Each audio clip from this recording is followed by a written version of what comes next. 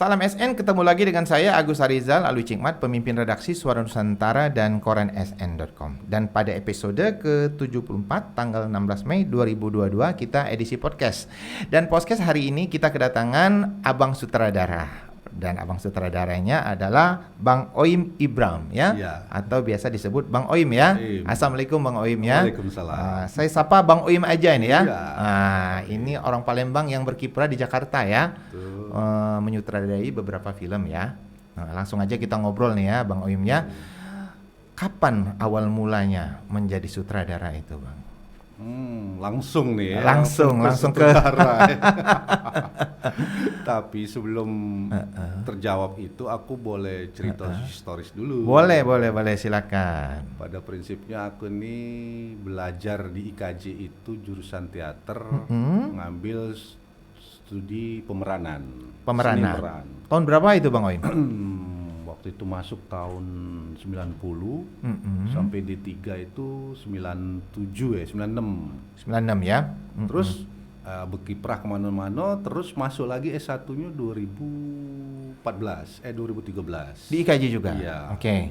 Di jurusan yang sama ya? Jurusan yang sama. Oke. Tapi kan untuk S1 kan beda, kita harus nyusun skripsi segala macam kan. Nah, berangkat dari keaktoran itu aku berkiprah cari duit sambil kuliah dengan keaktoran. Jadi sambil kuliah itu ada zaman dulu itu ngisi dubber namanya dubber. Jadi ngisi suara-suara telenovela. Oh gitu. Dengan diarahkan oleh almarhum Toro Margen. Ya. Berapa tahun tuh bisa nutupin biaya kuliah sih. Jadi sambil kuliah sambil cari uang ya, menjadi dubber ya. Iya, jadi dubber. Boleh disebut beberapa tayangan di antaranya yang ingat ini Bang Oim. Tahunnya itu aku telenovela apa yang pernah diisi suara? India itu nah. Oh gitu ya, oke. Yang di RCTI sama kartun-kartun, film-film kartun. TPI kalau film kartunnya kan. Nah, Jadi kemudian berbagai peran kan kami suarakan kan. Terus lama-lama lah aku ngambil jurusan acting, ngapa jadi dubber? Sadar diri kan. Ya sudah akhirnya pada masa itu adalah langsung ada juga sedikit-sedikit syuting berperan di sinetron waktu itu zaman itu TPI kan. Oke. Saya potong dikit. Boleh masih ingat nggak salah satu contoh yang diisi suaranya dubber waktu itu? Waduh. Telenovela mungkin. Salah satunya mungkin masih ingat itu Bang Oim. Kalau untuk nginget sih udah lupa sih. Udah lupa ya. Karena memang itu ya kita tidak konsisten satu peran kalau dubber itu. Jadi dalam sehari itu kita bisa berbagai peran ngisi. Oke. Paling perubahan suara. Misalnya dari yang wibawa sedikit gitu. Kadang-kadang, kau nih mana atau gimana sih ini? Oh, jadi Bang Oim bisa mengisi bisa sampai 3 atau lebih ya peranannya? Tiga lah. Kalau berlebih itu kadang-kadang susah memang. Mungkin ada suara yang lebih ngebas, kemudian suara anak-anak ya. Mungkin bisa dicontohkan suara anak-anak. Ini permintaan tim kreatif. Kalau anak-anak sih pada waktu itu belum ya? Bukan belum ya, aku pernah dapat peran suara anak-anak. Oke. Gitu. Paling ya kayak tadi aku langsung mencontohkan dalam ya. Berdialog kita ngobrol aku langsung mencontohkan gitu ya, sudah tercontoh itu tim kreatif ya. Kemana mau kemana. Itu kan ada salah satu contohnya. Sedikit, ya. Nah, kemudian langsung tersadar jurusan acting kemudian menjadi dubber. Iya, kok jadi dubber. Kemudian beralih ini ya. Ya, beralih ya aku harus keaktoranku yang kuasah. Jadi kesempatan-kesempatan misalnya panggung teater, bermain di teater, berperan di teater. Ketika ujian akhir D3 itu kita bawain naskah sangat berat, naskah Maxim Gorki judulnya Lembah Dalam. Itu running naskahnya itu 3,5 jam atas panggung dengan pemeran itu 13 orang kalau tidak salah. Nah, kebetulan aku dapat peran itu seorang alkoholik. Jadi kami itu di ujian D3 memerankan tokoh harus mencatat di skripsinya. Apa istilahnya kalau di memerankan sendiri. Iya, peran yang kita mainkan itu kita tulis sendiri. Oke. Itu ujian waktu kuliahnya ya? Ujian kuliah D3 itu. D3. Kita bahas itu tokoh siapa orangnya. Tapi Kira-kira- lulus waktu itu ya Bang Oim ya? Alhamdulillah. Lulus dan wisuda. Boleh dibocorkan berapa angkanya waktu itu? Apa angkanya? Ya memuaskan. Alhamdulillah ya. Kemudian langsung beralih lagi kemana waktu itu? Ketika aku ujian itu, peran aku sebagai seorang alkoholik, aku merubah suara. Jadi ada dialog awalnya, kau pasti akan dipukuli mereka sampai mati. Oke. Itu dialog awal dari naskah yang kuperankan. Nah, ketika diuji, kan penguji kami itu alhamdulillah masih hidup, Ibu Tati Maliati Wahyu Sombing. Oh rasanya saya pernah dengar itu ya. Ada dia masih hidup. Dia salah satu penguji, dia uji. Kenapa kamu memilih suara itu? Alasannya apa katanya? Ya kataku alkoholik wajar Bu, pita suaranya rusak karena dia minum alkohol terus. Oh gitu. Itu Oke, alasan bisa dari- dibenarkan. Itu alasan Bang Oim waktu Ya, itu kita ya. punya argumen kan. Oke, ya. Dibenarkan. Nah, ketika itu ditontonlah oleh Yayang Senur ujian kami ini. Waktu itu ditonton Yayang Cenur ya. Yayang Senur. Dan tertariklah Yayang Cenur ya. Ya, akhirnya dia menyuruh ke kantor untuk mendapatkan peran. Waktu itu dia pengen bikin menyutradarain sinetron karya almarhum Arifin Senur, yaitu judulnya Bukan Perempuan Biasa. Peran utamanya Christine Hakim, Wah, yang jadi bukan perempuan biasa itu. Di situ ada Desi Ratnasari, ada Marini Jumaris, ada Eeng Saptahadi, ada El Manik. Artis-artis yang ngetop galau. Nah, ternyata aku itu disuruh berperan sebagai Eeng Saptahadi muda pada masa mudanya. Jadi peristiwa dalam cerita Bukan Perempuan Biasa itu adalah kelompok 4 pemuda ini memperkosa Christine Hakim. Nah, jadi menurut dia aku pas untuk memerankan Eeng Saptahadi muda. Dan berhasil waktu itu ya perannya ya. Alhamdulillah lancar-lancar gitu kan. Dan waktu itu di Dan itu kantor- waktu itu masih kuliah ya? masih masih- enggak. Setelah selesai ujian tadi, Oh setelah akhir ujian tadi. ini. Tapi D3 ya? Iya, D3. Oke, ya. Kemudian lompat ke dunia yang lain, masih ke dunia keaktoran gimana itu Bang Oim?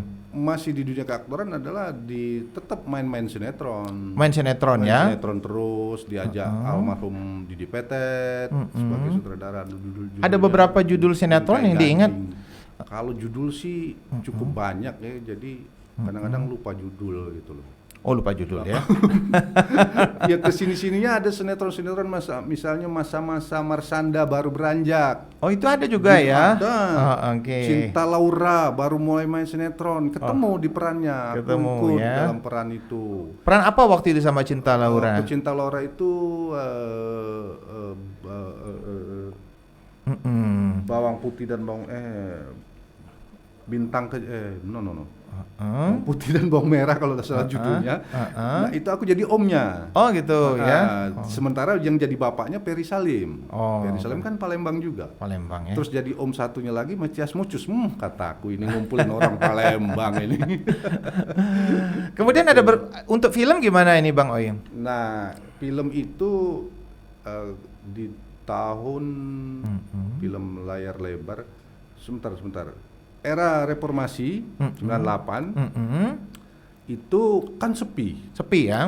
Film, sinetron, teater sepi. Aku sama kawan-kawan di kampus bikin dengan independen bikin film pendek. Film pendek ya? Judulnya Revolusi Harapan. Dengan durasi 28 menit. Film itu ikut festival ke luar negeri kemana-mana, alhamdulillah menang. Apa judulnya tadi itu Bang? Revolusi Harapan. Revolusi Harapan ya? Revolusi Dapat juara waktu itu ya? Ke Itali, pokoknya ke Eropa. Tapi waktu itu film secara bisnis masih sangat sepi ya? Masih sangat sepi pada saat reformasi. Tutup lah istilahnya kan. Oke. Produksi film layar lebar juga, aduh tutup.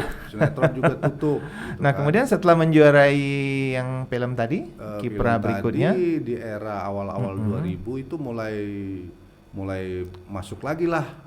Beberapa- Sempat diajak untuk TVRI nasional, TVRI filmnya judulnya Wis Was Was. wis was was ya? Dengan peran utama aku sama Eeng Saptahadi. Keren Nah ini ya. lucu lagi perannya nih. Uh-uh. Aku berperan sebagai Gareng. Gareng ya? Gareng. Uh-uh. Aku menolak waktu itu. Uh-uh. Kata aku, Mas, tidak mungkin aku pakai ini apa ya, mungkin kurang pede aku ya. Tapi karena Mas Eeng senior, karena dia juga alumni IKJ, istilahnya dicanda-candain sama dia. Alah lo, gitu aja nggak berani gitu. Akhirnya aku coba, bener. Aku pakai kostum gareng. Iya. Wow, syutingnya di Jogja. Oke. Jadi itu mengisahkan seorang dalang, dalang yang karena dia kecapean, ngedalang terus, dan dalang wayang yang paling dia sukain adalah wayang gareng. Ketika dia jatuh pingsan, wayang gareng ini menjelma jadi manusia.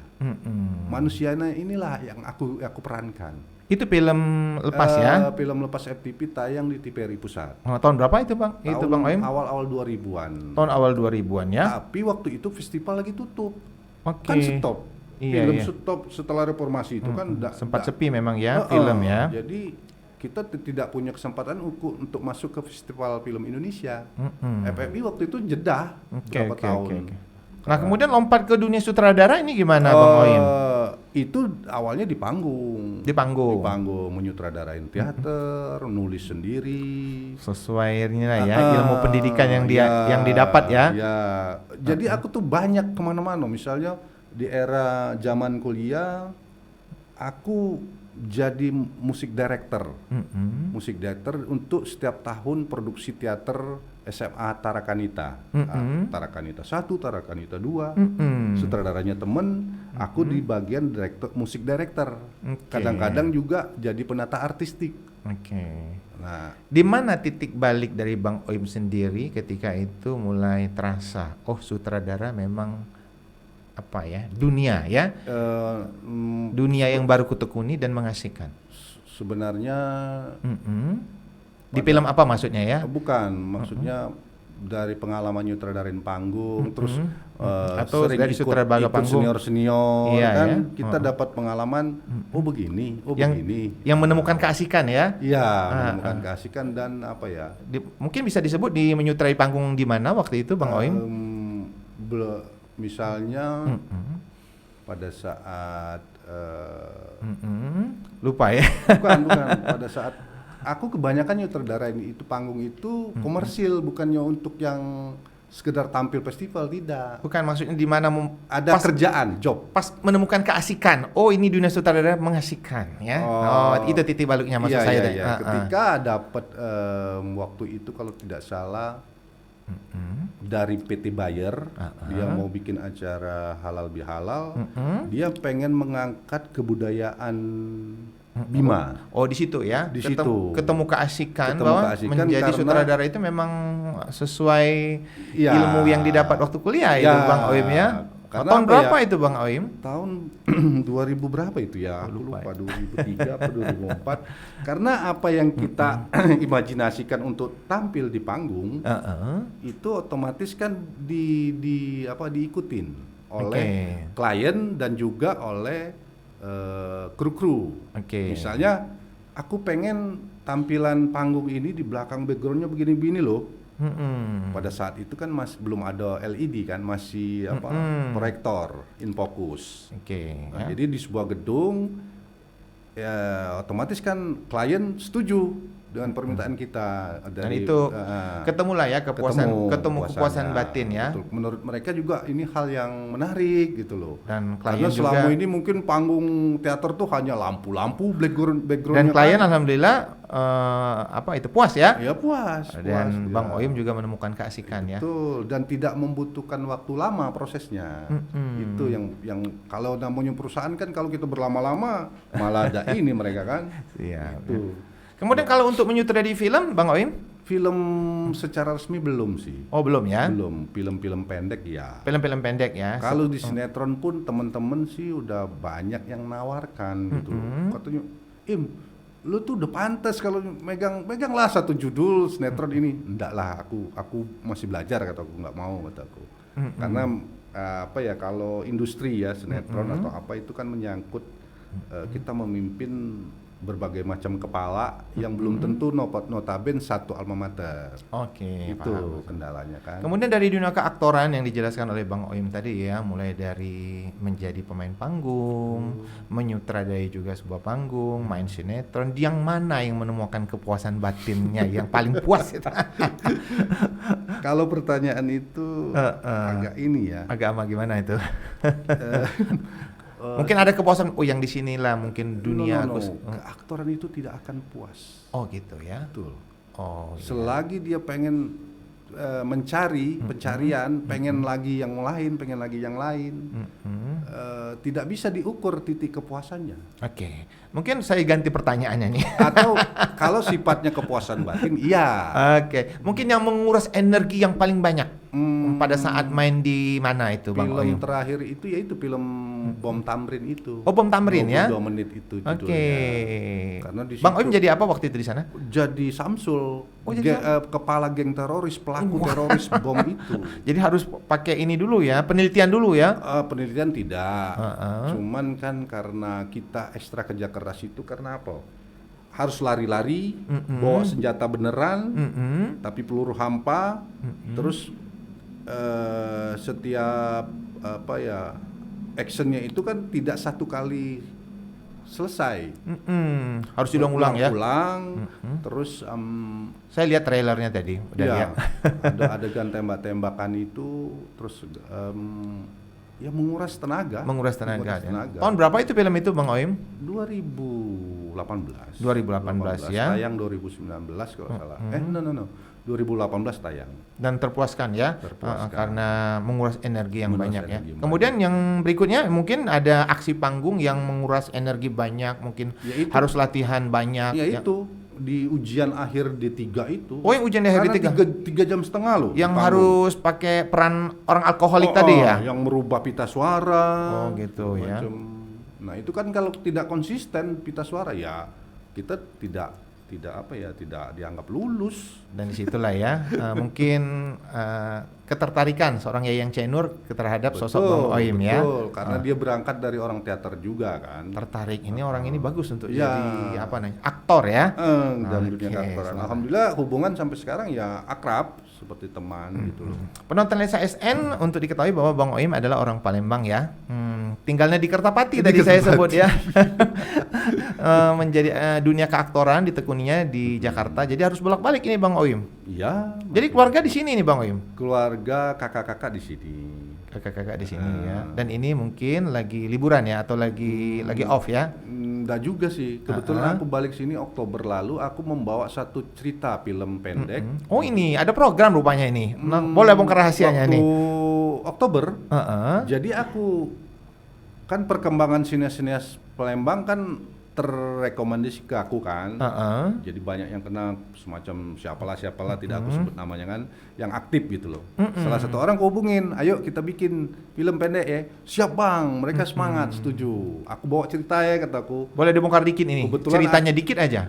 Tentang Kebetulan apa nih? ada festival nih kataku. Festivalnya itu adalah festival hubungannya dengan Hari Sumpah Pemuda. Oh gitu ya. Gitu. Ini film independen ya. Film independen. Film Aku independen. bikinlah naskah itu dengan durasi sekitar 10 menit. 10 menit ya. Iya. Udah jadi nih ya. Sudah jadi. Boleh saya lihat pada nanti ya? saat itu ya. Pada saat itu kan memang untuk festival, momen festival. Oke. Jadi kebetulan ditangkaplah salah satu teman yang punya kamera bagus, dia baru beli. Ada teman yang punya kamera baru itu gimana selanjutnya Bang Oyim?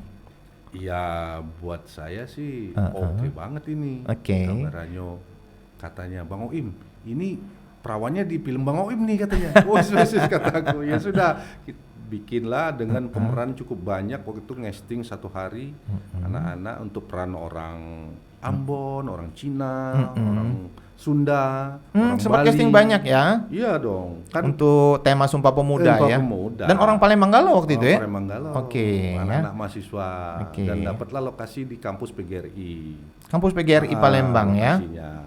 Ya, sangat support juga kaprodinya kan segala macam. Alhamdulillah ikut festival itu masuklah 10 besar. Kan Festival di mana nih? penyelenggaranya adalah orang Jombang. Mungkin Jombang ya. Oke, siap ya. Banyaklah yang ikut dari Palembang itu, ada beberapa, ada yang animasi juga, anak pelaju kalau nggak salah waktu itu. Nah kami dapat 10 besar itu sudah alhamdulillah. Terus sutradaranya suka dengan tema yang aku bikin kan, katanya beda dengan tema-tema yang lain. Cuman kita ternyata ada lagi orang Jawa, orang Jombang, temanya lebih menggigit. dibanding yang kita buat. Padahal udah pilihan juri nih padahal kan. ya. Ya namanya kompetisi. Kompetisi ya. Dan waktu itu dapat juara berapa waktu itu? Enggak dapat. Kita nggak dapat ya? Ini bayar dari. Tapi dari hasil yang itu. dihasilkan itu terpuaskan ya dari tim dari Bang Oim ya. Betul. Kemudian kalau ada judulnya satu ya. Ada di IG nanti. Oke. Nanti aku share di IG. Nanti aku lihat ya. Oke ya. Kemudian masih ada undangan atau tawaran untuk dunia keaktoran dari Jakarta ini Bang Oim? Aku terakhir itu COVID ya, karena COVID. Ya COVID semuanya kita terkena ya gitu efeknya. Kan. Sinetron nggak ada tawaran. Tapi sinetron sebenarnya aku sudah males sih. Terakhir yaitu Tukang Bubur Naik Haji itu. Oh sempat juga mainnya. Saya tadi lihat ya itu potongan pendeknya yang dikirimkan Bang Oim. Zaman Tukang Bubur Naik Haji itu aku berperan sebagai Amir. Jadi kalau kita pengen nonton di YouTube tuh episode Tukang Bubur Naik Haji episode Bang Amir. Nah, muncullah episode aku semua tuh.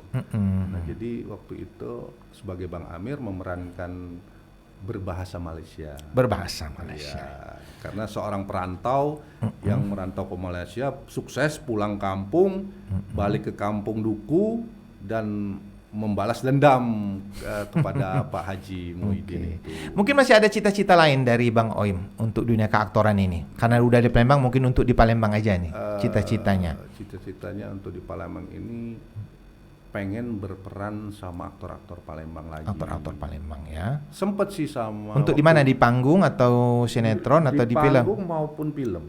Jadi ketika di film Gending Sriwijaya aku berperan sama ada namanya Kak Jahid Saidi. Oh, Kak Jahid Saidi itu dikenal di Palembang sebagai apa ya? Mang Jaya. Iya kalau salah. Nah itu sama-sama perannya Pati, seorang Pati. Dia Pati apa? Aku Pati Duta. Jadi pengawal raja pada saat di film Gending Sriwijaya. Jadi masih ada keinginan ya? Masih ada keinginan. Terwujudlah ketika bulan Oktober itu ada festival Sriwijaya kan? Nah aku ditarik sama Surono, kau main? Loh, aku ditodong nih kata Gus Sur. Apa perannya? Kiai Merogan katanya. Aku yang nulis naskahnya katanya.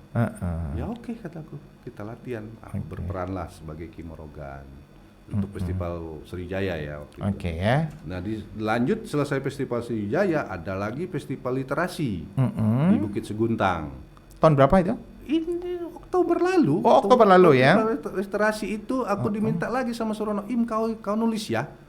Lah kata aku ini latar belakang ceritanya dari mana? Dikirimlah tuh foto by WA dari buku-buku sejarah tentang Jadi pangeran. setelah pulang ke Palembang itu tidak ada off-nya ya. Tetap kerja untuk dunia keaktoran ya. Iya. Alhamdulillah. Bang Oim, kita ada tim kreatif ya. Ada Ilham dan Maggie ya. Ilham ada ditanya? Ya, mau tanya Bang Oim. Iya. Menurut Bapak bagaimana sih perkembangan kesenian di Palembang ini? Untuk sekarang ini ya, secara umum ini, ya. Okay. Gimana nih Bang Oim? Secara umum ini? Secara umum perkembangan kesenian di Palembang ini cukup cukup mengalami perkembangan ya, baik teater maupun film. Film sudah mulai menjamur dari komunitas-komunitas film gitu loh. Terus sudah cukup bagus lah ya. Cukup bagus tapi ini tidak ada tapinya nih. Apa tapinya? Enggak, aku selalu protes. Oke, apa nih tapinya? Makanya harus tapi itu. Teman-teman kadang-kadang suka merasa ini jadi dulu, padahal kita mesti belajar terus loh. Film pendek kadang-kadang aku banyak mencecer teman-teman suka, jangankan film pendek pun kalau bisa janganlah menempel lagu orang. Nah itu bagus. Itu kebiasaan banget. Kenapa sih? Nah emang kok menjamur gitu loh. Sampai aku ketemu teman-teman IO Wedding, dia bikin video-video weddingan, ketahuan yang sama aku nih di PC dia lagi ngedit. Hei kataku, kenapa lagu orang? Bikin sendiri gitu. Oh itu semacam inilah ya himbauan ya. Iya himbauan. Dari Bang Oim ya. Supaya kita maju, supaya kita sama rata dengan komunitas-komunitas di Jawa, baik film maupun teater. Ya mereka sudah memakai patron itu, mengikuti patron itu. Kalau yang tidak boleh ya jangan gitu loh. Kalau di Sumsel sendiri peran pemerintah untuk support kepada seniman khususnya dunia keaktoran ini gimana Bang Oim? Itu sempat kami obrolin kemarin itu. Nah aku ini punya rencana sama Surono sama ada namanya Pak Basroni. Mm-mm. Pak Basroni itu dia wakil ketua Kadin ya di Sumsel ini. Dia sangat konsen mengajak aku, melibatkan aku untuk mengangkat kembali kesenian dan budaya Melayu Sumsel. Nah, tapi belum launching nih kami apa namanya nanti, apakah federasi apakah forum ya. Dan ini Mesti- kita harapkan peran pemerintah ya. Itu Oke. dia. Itu yang beberapa bulan lalu kalau nggak salah Pak Gubernur sempat nyinggung loh tentang seni Melayu Sumsel. Udah dilaporkan atau sudah ini? Insya Allah kalau dari Ke Pemprov obrolan Sumsel? mungkin udah nyampe ya. Udah secara nyampe ya. isu ya, secara obrolan. Tinggal ini aja ya, Tinggal- pelaksanaan ya. Pelaksanaan itu kan kita butuh yang resmi dong. Seperti Pak Basroni mengajak kami, aku Surono, untuk membuat forum ataupun federasi, yaitu tentunya harus resmi dong. Kita Oke. harus bikin diskusi, Iya. harus bikin dialog sesama seniman. Aku sudah kasih ke apa istilahnya gagasan itu, bahwa nanti akan kita bikin apa ya, semacam forum Acara lah ya. diskusi, forum diskusi. Yang dinaungi sebuah forum ya. Iya. Dan itu sudah mulai terbentuk ya gagasan itu ya. betul. Oke, tim kreatif udah berapa menit kita, Dek? Iya. 25 menit ya. Oh. Kita udah di penghujung obrolan ini Bang Oyem ya. Tidak apa-apa, tidak apa-apa. Tak terasa Biasanya ya. di penghujung obrolan untuk podcast bersama tamu dan tokoh, kita ada pesan, kesan dan harapan Ya. dari tamu yang hadir ya, karena Bang Oyem di dunia keaktoran, mungkin di wilayah sana ya. Ya, Mungkin ya. saya harapkan untuk anak-anak muda nih ya. Ya, Pesan dari Bang Oyem. Silakan Bang Oyem, kameranya di sana. Kalau saran dari saya pribadi untuk keaktoran anak-anak sesumsel, jangan sungkan-sungkan belajar dan membaca buku. Referensi banyak menonton film. Jadi kita harus, memang keaktoran itu adalah meniru, tapi meniru jangan plagiat.